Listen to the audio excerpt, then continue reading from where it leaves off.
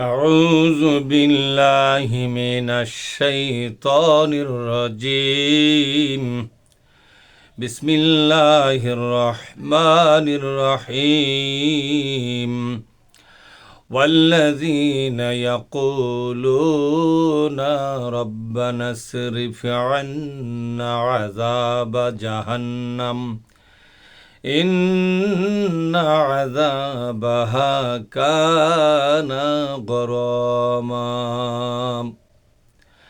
إنها ساءت مستقرا ومقاما الحمد لله رب العالمين والصلاة والسلام على سيد المرسلين وعلى آله وأصحابه أجمعين أما بعد সম্মানিত দিনী বন্ধুগণ, আমি আপনাদের সামনে পবিত্র কোরআনের 25তম সূরা সূরা আল ফুরকানের 65 এবং 66 নম্বর দুটি ছোট ছোট আয়াত পড়ে শোনালাম। আসুন এখান থেকেই আল্লাহ পাকের এই কথাটাকে আমরা আমাদের স্বল্প মগজ দিয়ে বুঝবার চেষ্টা করব। আমা তৌফিকি ইল্লা বিল্লাহ। আল্লাহ পাক বলছেন, ওয়াল্লাযীনা, আর যে সমস্ত লোক, ইয়াকুলুনা বলতেছে এবং ভবিষ্যতেও বলবে। ইয়াকুলুনা শব্দটি মোজারের সিগা। মোজারে মানে বর্তমান এবং ভবিষ্যৎ, হাল এবং মুস্তাকবিল। এখনো বলতেছে, ভবিষ্যতেও বলবে। কি বলবে? রব্বানা, হে আমাদের রব, হে আমাদের বিশ্বের প্রতিপালক, হে আমাদের মালিক ও মাওলা, ইসরিফ আন্না আযাবা জাহান্নাম, জাহান্নামের আযাব এখান থেকে আপনি আমাদের মুক্ত করে দেন। আল্লাহ পাক এই আয়াতের মাধ্যমে তার যে বান্দা, তার প্রিয় বান্দাদের একটি গুণাবলী বর্ণনা করতেছেন। এই গুণ যদি কোনো মানুষের মধ্যে থাকে, তাহলে বুঝতে হবে লোকটি আল্লাহর প্রিয় বান্দার দলে অন্তর্ভুক্ত হয়ে গেল।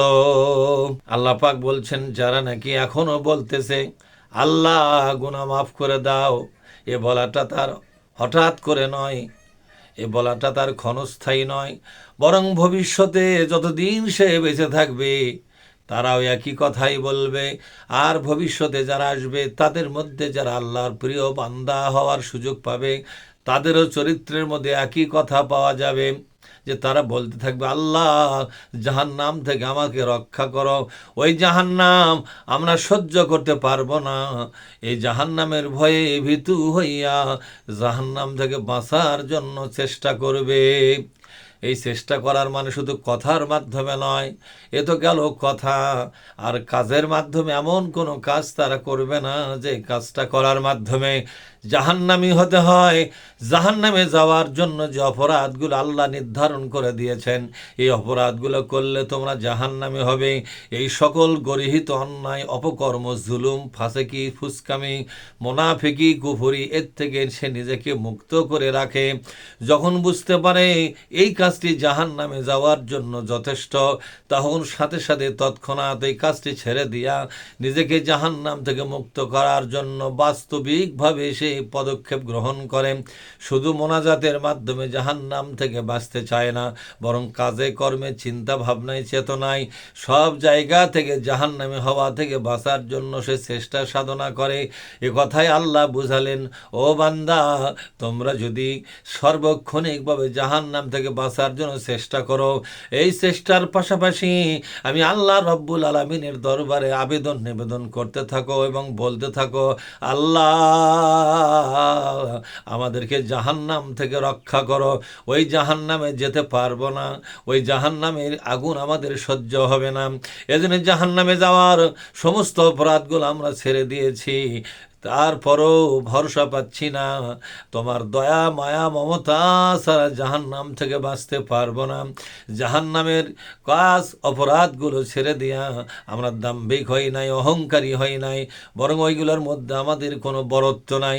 আসল বরত্ব হলো তোমার। তুমি দয়া করে আমাদেরকে জাহান্নাম থেকে নাজাত করে দিলে আমরা বাঁচতে পারবো, অন্যথায় জাহান্নামের ভিতরে পড়ে মরতে হবে।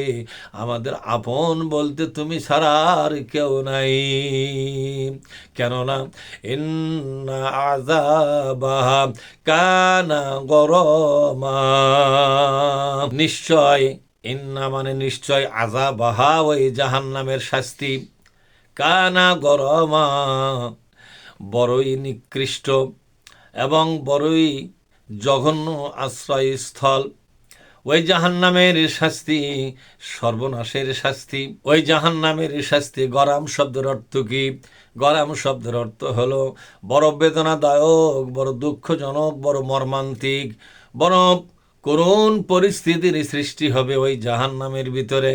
আল্লাহ, এত বড় ভয়াবহ ভয়ানক শাস্তির জায়গা জাহান্নাম থেকে আমাদের রক্ষা করো। এইভাবে করে আল্লাহ রব্বুল আলামিনের দরবারে কাঁদতে থাকে। এ কথাগুলোর মানে কি? এ কথাগুলোর মানে হলো ইবাদত বন্দেগী যতই তারা করুক না কেন, ইবাদতের মধ্যে তাদের অন্তরের ভিতরে, মনের ভিতরে কোনো অহংকার জন্ম হয় না। তারা এরকম বলে না যে আমরা তো আল্লাহর প্রিয় বান্দা, কাজেই জাহান্নামের আযাব আমাদেরকে কোনোদিন স্পর্শ করবে না। কেননা জাহান্নাম থেকে বাঁচার জন্য সকল অপরাধ আমরা ছেড়ে দিয়েছি। আবার জান্নাতে যাওয়ার জন্য সকল ইবাদত বন্দেগী সুচারুভাবে, সঠিকভাবে, হক অনুযায়ী আদায় করতেছি। কেন জাহান্নামে যাব, এরকম কোনো অহংকার এবং দাম্ভিকতা তাদের মনে জাগে না। বরং তাদের মনটা নিজেদের সমস্ত সৎ কাজ, ইবাদত বন্দেগী সত্ত্বেও তারা এই ভয়ে কাঁপতে থাকে তাদের মানবিকভাবে কোনো একটা দুর্বলতা হয়ে গেছে কিনা, অথবা তারা কোনো আল্লাহ পাকের বিরক্তির শিকার হয়ে গেল কিনা, আল্লাহর কাছে তাদের ইবাদত কবুল হবে কি হবে না, জাহান্নাম থেকে মুক্ত থাকার জন্য যে চেষ্টা সাধনা তা কতটুকু গ্রহণযোগ্য, নানাবিধ বিষয় নিয়ে তারা সবসময় ভয়ে আটকে ওঠে এবং ভয় পায়, আতঙ্কিত হয়ে যায়। সতর্কতার জীবন যাপন করে, সবসময় কাকুতি মিনতি করে মনের মাঝে, আল্লাহ,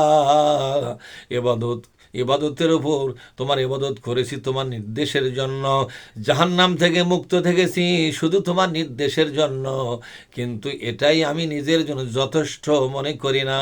আমার জন্য যথেষ্ট হলো তোমার দয়া, মায়া, মমতা, আমার জন্য যথেষ্ট তোমার ভালোবাসা।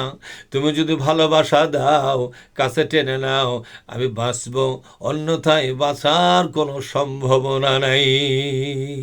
এটাই হলো আল্লাহর প্রিয় বান্দার স্বভাব এবং চরিত্র, তাদের মানসিক অবস্থা এটাই। নিজেদের তাকওয়ার জোরে, নিজেদের পরহেজগারিতার জোরে, নিজেদের ইবাদত বন্দেগীর জোরে ওরা জান্নাত জয় করবে, ওরা জান্নাতকে অধিকারভুক্ত করবে, কবজা করতে পারবে, এমন অহংকার এবং বরত্ব তাদের কলিজায় এক মুহূর্তের জন্য আসে না, থাকে না।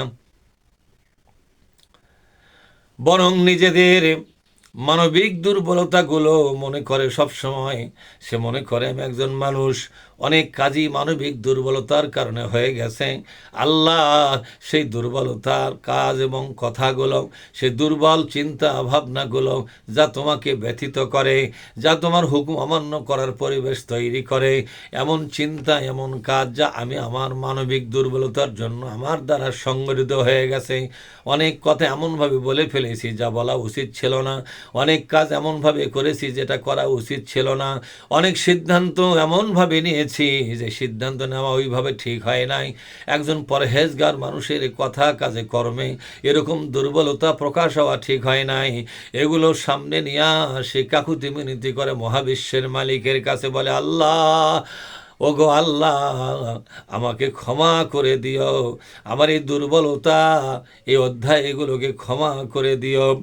বরং আমি আমার ইবাদত বন্দেগী কবুলের ব্যাপারে আমার মধ্যে কোনো অহংকার নাই, কোনো দম্ভ নাই রে প্রভু, আমি শুধু তোমার করুণার ভরসা করি।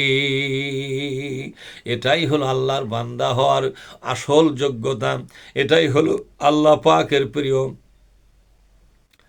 বান্দা হওয়ার জন্য আসল যোগ্যতা। এরকম যোগ্যতা অর্জন করতে পারলে অবশ্যই সে আল্লাহওয়ালা বান্দা হবে, আল্লাহর প্রিয় বান্দাদের অন্তর্ভুক্ত হবে। মহাবিশ্বের মালিক আমাদের সকলকে তার প্রিয় বান্দা হিসেবে কবুল করে নিন। আল্লাহুম্মা আমিন।